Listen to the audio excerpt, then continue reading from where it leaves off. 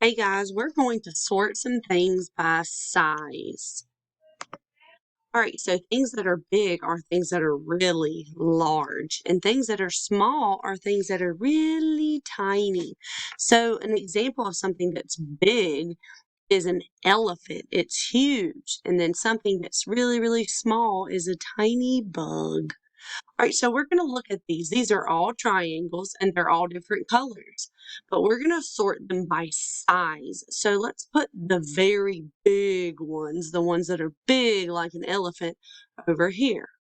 So I'm going to put them over here. Oh, that one's very small. So this is a big one. And oh, here's a big one. Look, I have all of the big ones in one circle. Next, let's look for all of the small ones. Ready? Ooh, all of these are small over here. Even though they're different colors, they're all the same because they're small.